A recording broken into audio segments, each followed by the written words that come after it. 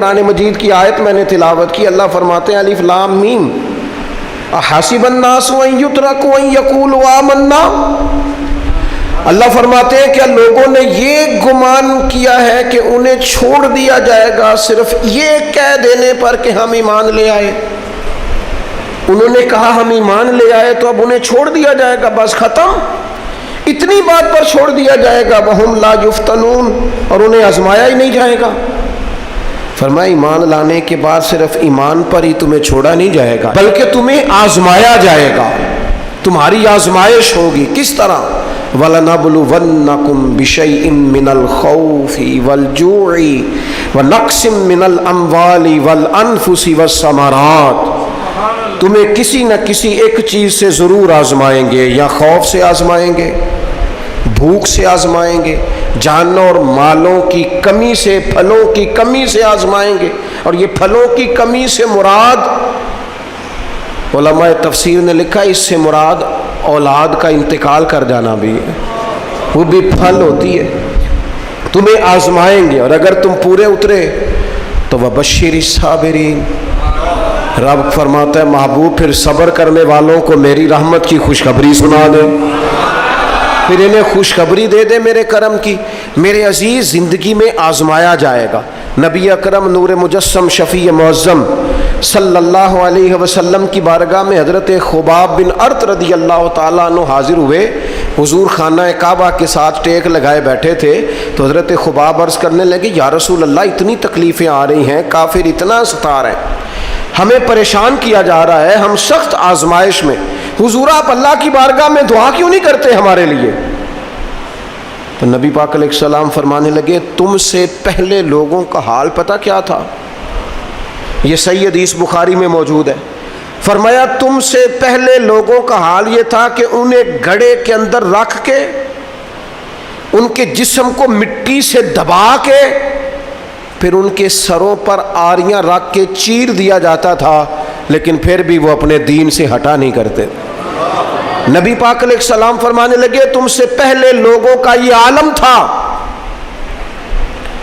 کہ ان کے جسم لوہے کی کنگھیوں سے کریت دیے جاتے تھے، ان کا گوشت اتار دیا جاتا تھا، لیکن وہ اپنے دین سے ہٹنے کو تیار نہیں ہوتے تھے۔ یاری تیری سونے پر آزمائشاں تیریاں اگ، اے سونا پرکھیا جامدہ ہی پہلو نال اگاں دے لگ۔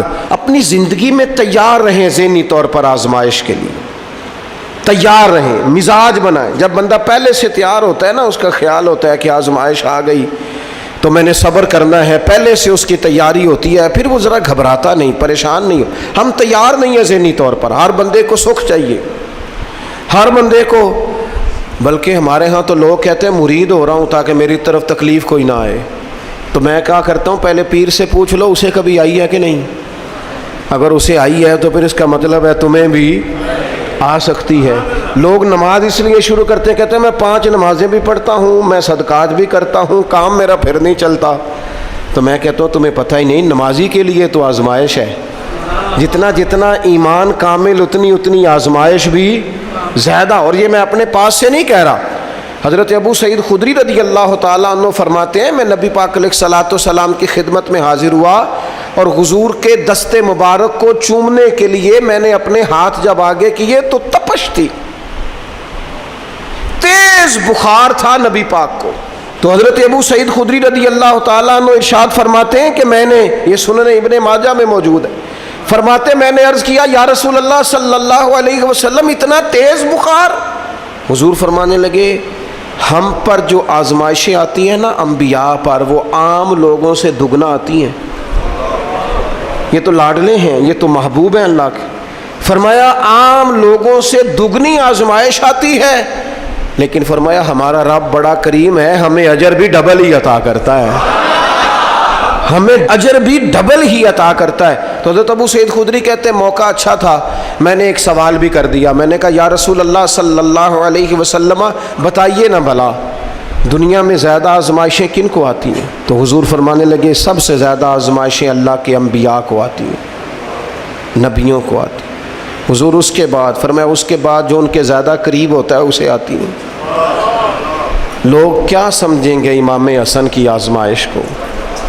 لوگ کیسے سمجھیں گے سیدنا امام حسین کی آزمائش کو؟ فرمایا جو ان کے زیادہ قریب ہوتا ہے اسے زیادہ آزمائش آتی ہے۔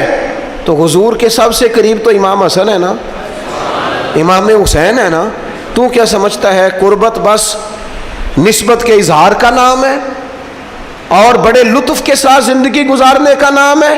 تو نبی پاک علیہ الصلوۃ والسلام نے فرمایا بات بڑی مزے کی ہے، فرمایا پھر اللہ کے بعض بندے تو ایسے ہوتے ہیں جنہیں اللہ فقر میں مبتلا کر دیتا ہے، فرمایا ان کے پاس صرف ایک چادر رہ جاتی ہے، اتنا فقر ان کے پاس آتا ہے، لیکن جو حدیث کے آخری لفظ ہیں نا وہ وجد والے ہیں، وہ وجد والے ہیں، وہ سرور والے ہیں۔ ہمارا یہ مزاج ہوتا ہے کہ میٹھا میٹھا کھا جاؤ اور ذرا کڑوا آ جائے تو سویرے بھی رو شام بھی رو، حال ہی کوئی نہیں، غریبی بڑی، پریشانی بڑی، حضرت صاحب گھر سے بیماری جاتی نہیں۔ اور جناب کیا بتائیں، بعض لوگ تو ایسے ہیں جن کی بات سن کے لگتا ہے زندگی میں کبھی سوئے ہی نہیں، اتنے بڑے بڑے دکھ سناتے ہیں۔ او خدا کی رحمت کا بھی تو ذکر کرنا، خدا نے جو تیرے اوپر انعامات کیے ان کا بھی تو ذکر کرنا، ان کا تذکرہ ہی نہیں کر رہا میرا بھائی۔ نبی پاک علیہ السلام نے فرمایا ان لوگوں پر دکھ آتے ہیں پر قربان ہونے کو جی چاہتا ہے۔ ان لفظوں پر حضور فرمانے لگے وہ رب کی طرف سے آنے والے دکھ پر بھی اس طرح راضی ہوتے ہیں جس طرح تم میں سے کوئی راحت ملنے پر راضی ہوتا ہے، سکون والی چیز ملنے پر جس طرح تم راضی ہوتے ہو اس طرح وہ دکھوں پر بھی راضی ہوتے ہیں۔ دکھ قبول محمد بخشا، دکھ قبول محمد بخشا، پر ایک شرط لگائی چھوٹی سی میاں صاحب نے، انہوں نے کہا 100 دفعہ قبول ہے، دکھ 100 دفعہ قبول، دکھ قبول محمد بخشا پر راضی رہن پیارے۔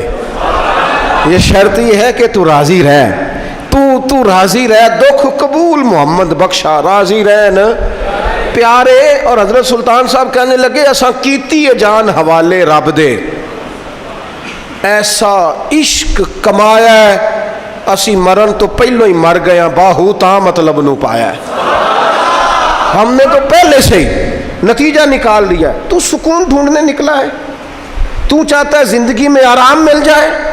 کائنات میں سب سے زیادہ پیار اللہ کا اپنے محبوب کے ساتھ، لیکن دیکھ لو نا پیدائش سے پہلے ہی حضور کے والد چلے گئے، 4 سال یا 6 سال کی عمر میں والدہ گئیں، 8 سال کی عمر تھی محبوب کے دادا کا جنازہ اٹھا تو محبوب پیچھے پیچھے جنازے کے جا رہے تھے۔ پھر وقت آیا جب تبلیغ دین کا تو دنیا کا کون سا دکھ اور کون سی تکلیف اور کون سی اذیت ہے جو حضور کو نہیں دی گئی، لیکن کریم ہر وقت کہتے ہیں افلا اکون عبدا شکورا، میں رب کا شکر گزار بندہ نہ بنوں۔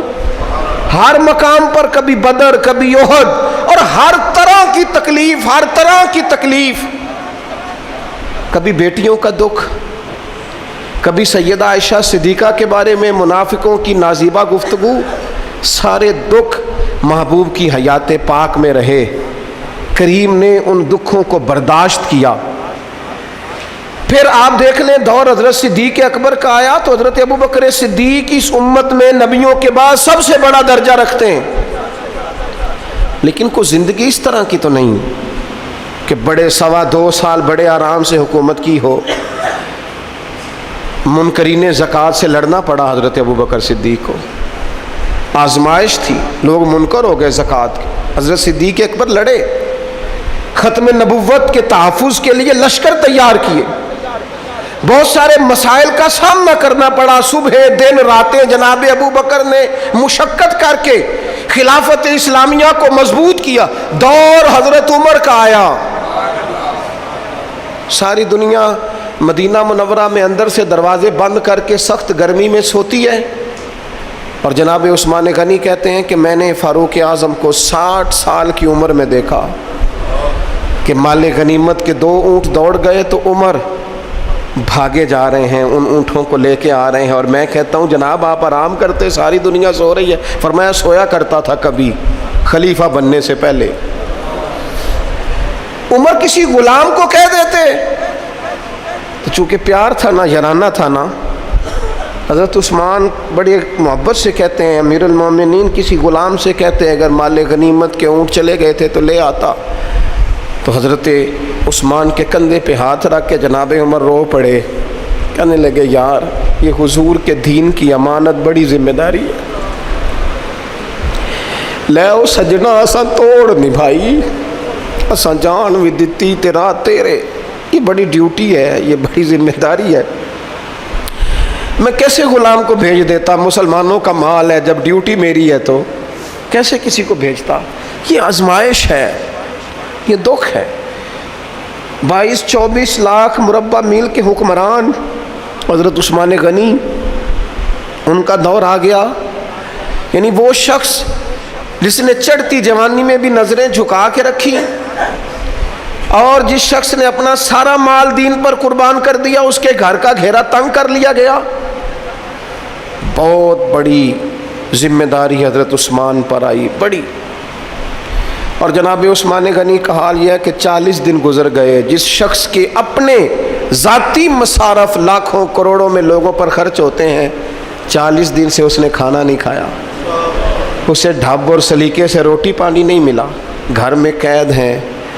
لوگوں نے کہا عثمان ہمیں اجازت دے دیں ہم لڑیں. کہنے لگے کیسے دے دوں؟ حضور کا مدینہ اور میری وجہ سے خون بہہ جائے، بس میرے اوپر آئی ہے تو میں نبھاؤں گا، یہ ذمہ داری ہے. کہا پھر عثمان خلافت؟ فرمایا یار یہ بھی میری مجبوری ہے.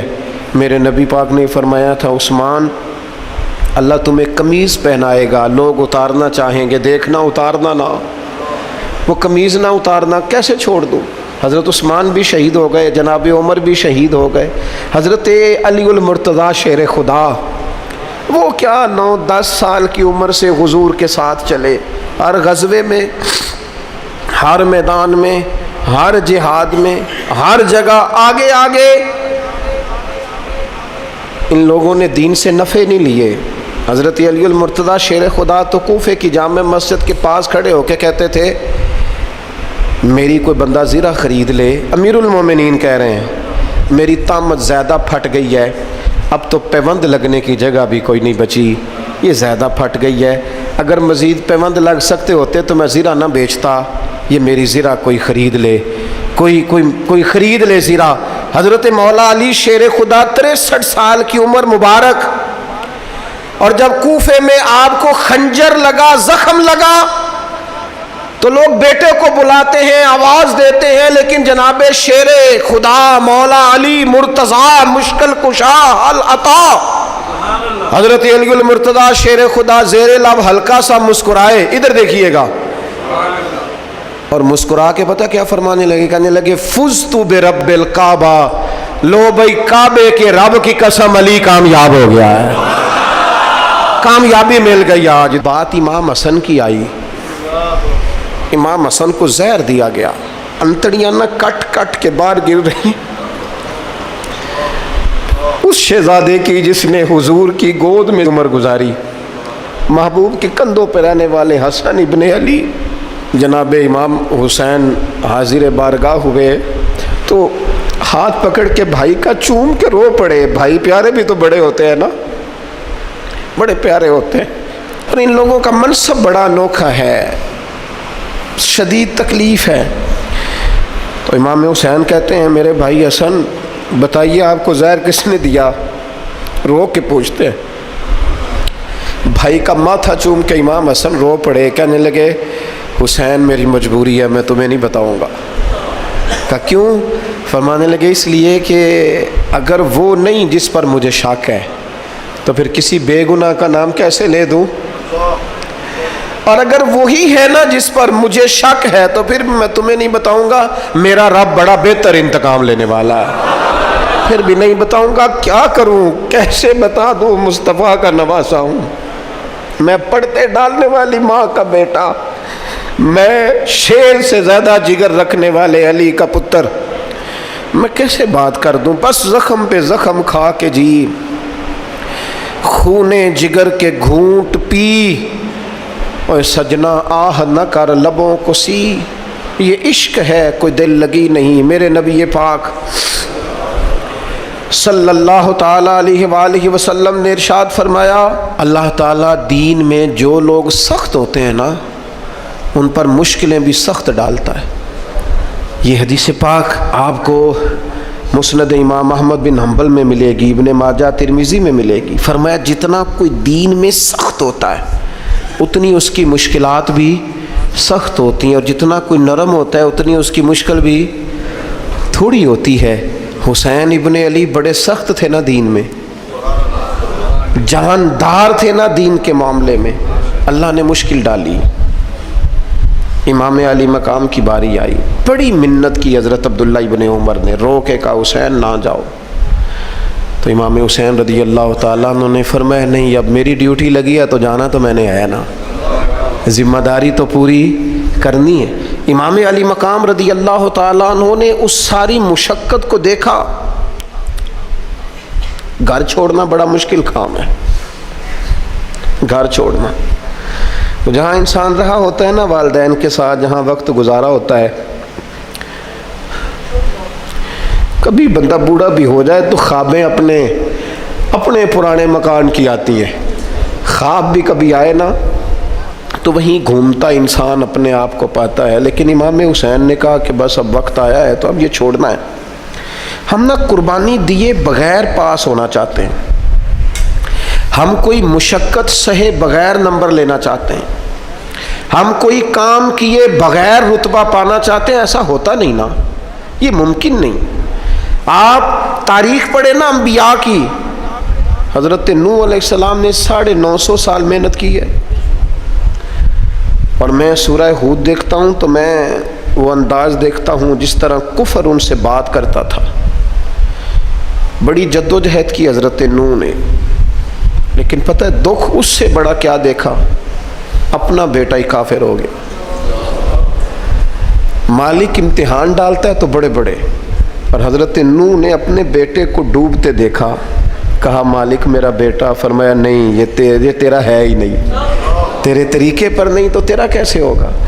کسی کی نسل کہلانے کے لیے تو اس کے عقیدے پر ہونا ضروری ہے، تیرا نہیں۔ حضرت نوح نے مشقت دیکھی۔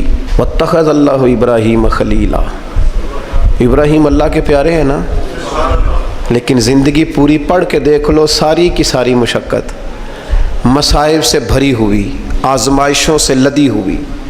کبھی انہیں قوم آگ میں ڈالتی ہے، اور کبھی 86 سال عمر ہو گئی تو اولاد کوئی نہیں، اور دعا مانگ کے رب بیٹا وہ دیتا ہے جس کی پیشانی میں نور محمدی چمکتا ہے۔ اچھا پہلے دیا نہیں، اب دیا، فلما بالغا ماہ سعیا، اور جب وہ ذرا ساتھ چلنے کے قابل ہو گیا، ہر بندہ کہتا نہیں منون خیر ہے میرا پتر جوان ہو گیا ہے، جب وہ بیٹا ساتھ چلنے کے قابل ہوا تو فرمایا ذبح کرو نا ذبح۔ تھوڑی دیر کے لیے دل پہ ہاتھ رکھ کے بتاؤ، اور بچے کو بخار چڑھ جائے تو نیند نہیں آتی، مائیں منتیں مانگتی پھرتی ہیں، روتے پھرتے ہیں باپ، بچے کی طبیعت ٹھیک نہیں، فقط بیمار ہے، اور جسے یہ کہا جائے ذبح کر۔ جناب ابراہیم تیار ہو گئے اور بیٹے کو ذبح کر دیا، چھری چلا دی۔ وہ تو مالک نے کہا کہ ابراہیم تم پر سلام ہو، تم نے اپنا خواب سچ کر دکھایا ہے۔ ساری زندگی دیکھیں نا آپ آزمائشوں سے بھری۔ ادھر آ جائے نا جناب ایوب ہیں، کتنے بیمار ہو گئے، کتنے بیمار ہو گئے، 12 سال گزر گئے طبیعت خراب کو، 8 دن کے بخار میں لوگوں کے شکوے، 12 سال بیت گئے، دکھ قبول محمد بخشا، بس عرض اتنی ہے کہ راضی رہن پیارے۔ آپ دیکھیں نا جناب یعقوب پیارے ہیں نا اللہ کے، لیکن آدھی زندگی روتے گزر گئی بیٹے کی یاد۔ جناب یوسف پیارے ہیں نا، سونا بنا کے نا، اور باپ کا لاڈلا بنا کے نا، محبت پوری کرا کے، پیار پورا۔ یا بنی لا تقصص رؤیاک علی اخوتک فیکیدوا لک کیدا ان الشیطان للانسان عدو مبین۔ او میرے بیٹے بھائیوں سے بات نہ کرنا ورنہ وہ کچھ چال چلیں گے، شیطان آدمی کا کھلا دشمن ہے۔ اتنا دنیا میں پیارا بچہ اور اس وقت کوئی نہیں تھا جتنے جناب یوسف ہیں، پر یوسف کبھی بھائیوں کی مار کھائیں، کبھی کنویں میں جائیں۔ کریم کا کرم ہے نا، کنویں میں پھینکے تو بچا لے، لیکن وہاں سے نکلے تو پھر وہ بکیں، پھر کبھی یہاں بکیں، کبھی مصر کے بازار میں بکیں۔ او یار تو غور تو کر، وہی جناب یوسف اللہ کے پیغمبر پھر جیل جائے، ساری تکلیفیں سہ کے فرمایا لو یوسف اب میں تمہیں مصر کا بادشاہ بناتا ہوں۔ آپ جس کی بھی تاریخ ٹٹول کے لائیں گے نا وہ آزمائشوں والی والا، نہ بولو وَلْنَكُمْ بِشَيْءٍ مِّنَ الْخَوْفِ، ہم ضرور تمہیں آزمائیں گے۔ امام حسین کی باری آئی، وطن چھوڑنا ہے حسین کو۔ امام علی مقام نے کہا کہ ہجرت کی تھی نا، حضور نے بھی وطن چھوڑا تھا۔ دور کھڑے ہیں، نانا تیرے کرم کے خزینے کی خیر ہو، میں جا رہا ہوں تیرے مدینے کی خیر ہو۔ پھر حسین ابن علی وہاں سے نکلے، بچے ساتھ، ڈٹنا پڑا، بھوک پیاس، بچوں کا ساتھ، پھر بچوں کی شہادتیں، یہ ساری چیزیں انسان کو کمزور کر دیتی ہیں نا، لیکن جس کی شان بڑی ہوتی ہے اس کی آزمائش بھی بڑی ہوتی ہے۔ چھوٹی چھوٹی باتوں سے گھبرا جانے والی امت، ذرا ذرا سی بات پر پریشان ہو جانے والے لوگ، لڑکھڑاتے قدم، الجھے خیالات، بے چینیاں، بے قراریاں، بہتے آنسو اور ہر وقت مظلومیت کا اظہار کرتی قوم اگر اپنے قدموں پہ کھڑا ہونا چاہتی ہے، امت اگر پھر سے امت سازی چاہتی ہے، امت اگر کھڑے ہو کے اور اللہ کی عطا پر راضی رہ کر اپنی زندگی گزارنا چاہتی ہے، ایک ہی فارمولہ ہے، اس قوم کو امام حسین کی سیرت سے آگاہ کر دو، اس امت کو نبی پاک کے شانوں والے نواسے کی عظمتیں بتا دو۔ یہ جو لوگ سہمے سہمے، ڈرے ڈرے سے، پریشان سے، کمزور سے، غریبی کی بات کرتے، دیہاتی ہونے کی بات کرتے، سہمی سہمی باتیں کرتے، انہیں کہو ڈرو نا، وہ دیکھو پردیس میں حسین ابن علی تھوڑی دیر پہلے حضرت علی اکبر کی لاش مبارک اٹھا کے لائے ہیں اور لا کر کے خیمے میں رکھی ہے، لیکن انہیں پتا ہے کل بھی تو جانا ہے نا، انہیں پتا ہے نا کتنے کو سال جینا ہے، بالآخر جانا تو ہے نا۔ جس دھج سے کوئی مقتل میں گیا وہ شان سلامت رہتی ہے، اس جان کی کوئی بات نہیں، یہ جان تو آنی جانی ہے، موت بستر پہ بھی آ جایا کرتی ہے، لیکن جو میدانوں میں ڈٹ کے رہتے ہیں ان کو تاریخ ذرا زندہ رکھا کرتی ہے۔ کمزور زندگی نہ گزارو، ڈری ہوئی زندگی نہ گزارو، اور یہ کبھی نہ کہو ہائے حسین، ہم ہائے حسین والے نہیں، ہم واہ حسین والے ہیں۔ ہمارے بزرگوں نے ہمیں یہ سبق دیا ہے، ہم نے کہنا ہے واہ حسین، کیا کمال کر دی امام علی مقام نے، واہ حسین آپ کی عظمت پہ قربان۔ اتنے سارے دکھوں کے باوجود جب شانوں والے نانا کا شانوں والا پوتا، عظمتوں والی ماں کا عظمتوں والا بیٹا، جرت مند باپ کا بیٹا میدان میں نکلنے لگا ہے تو ڈرا ڈرا، سہما سہما، رو کے، دلاسے دے کے، آنسو پوچھ کے نہیں، بلکہ امام حسین نے ڈٹ کے کھڑے ہو کے وہ امامہ سر پہ باندھا جو محمد عربی نے عطا فرمایا تھا، وہ جبہ پہنا جو نانا نے دیا تھا، وہ تلوار پکڑی جو شیر خدا مولا علی پکڑتے تھے، اور حسین میتوں کے باوجود میدان میں آئے، فرمایا سامنے کھڑے ہو جاؤ، تمہیں خطبہ دینا ہے، اس لیے کہ محمد عربی کا طریقہ ہے جمعے والے دن خطبہ دیا جاتا ہے۔ پورے وثوق سے اتمام حجت کیا، اور حسین ابن علی ایسے تو نہیں تھے کہ ڈرے بڑا تھے تو ان سے تلوار نہیں چلی، انہوں نے تلوار چلائی، جو ایک ایک دو دو کر کے آتے رہے وہ کٹتے رہے، وہ کٹتے رہے، پھر آواز ایک گونجی پیچھے سے، وہ اکیلے اکیلے کیوں جاتے ہو، تمہیں پتہ ہے علی کا بیٹا ہے، علی کا گھر تو وہ گھر ہے کہ جس گھر کا ہر ایک بچہ جسے دیکھو وہی شیر خدا، معلوم ہوتا ہے، اکیلے اکیلے جاؤ گے تو تم چہرے کی روشنی نہیں دیکھ رہے، آنکھوں کی سرخی نہیں دیکھ رہے، مزاج کا ولولہ نہیں دیکھ رہے، طبیعت کا باغ پن نہیں دیکھ رہے، اور جوانی میں شہادت کی لذت سے آشنا محمد کا نواسا نہیں دیکھ رہے، ذرا مل کے جاؤ، ہاں ہاں حسین ابن علی شہید ہوئے ہیں پر شان و شوکت کے ساتھ، ہاں ہاں حسین ابن علی دنیا سے تشریف لے گئے ہیں پر عزت وقار اور عظمت کے ساتھ، ہاں حسین ابن علی کا سر کٹا ہے، مخالف نے تو اپنی طرف سے نیزے کی نوک پہ چڑھایا تھا، پر حسین کا سر بول بول کے کہہ رہا تھا دیکھ لو میں کٹ بھی گیا ہوں پھر بھی سب سے اونچا ہوں، وہ دیکھو میں سب سے اونچا ہوں، سب سے اونچا ہوں میں۔ اے حسین ابن علی، نازش آل نبی تم پر سلام، اے حسین ابن علی تم پر سلام، نازش آل نبی تم پر سلام۔ کسی نے ایک بات کی تھی، اس نے حد کر دی، اس نے کہا مورخ تو کتنا کو لکھے گا، خطیب تو کتنا کو واز کرے گا، او مصنف تو حسین ابن علی کی شان میں کہاں تک بات کرے گا؟ تو میرے امام کا باکپن، ان کی جرت، ان کی طاقت، ان کی ہمت، ان کا کمال، ان کا صبر، ان کی استقامت، ان کا حوصلہ، ان کی جوامردی، ان کی ہمت کتنی کو بیان کرے گا؟ تو رہنے دے۔ اس نے کہا پھر کیوں رہنے دوں؟ کہنے لگے حسین ابن علی کی شان رفعت کوئی کیا جانے، یہ حسن جانے۔ حسین ابن علی کی شان رفعت کوئی کیا جانے، یہ حسن جانے، یہ علی جانے، یہ نبی جانے یا خدا جانے۔ ہماری طاقت نہیں ہے کہ ہم امام علی مقام کی عظمت کو بیان کر سکیں۔ بس چپ کر میرے علی، ایتھے جا نہیں ہو۔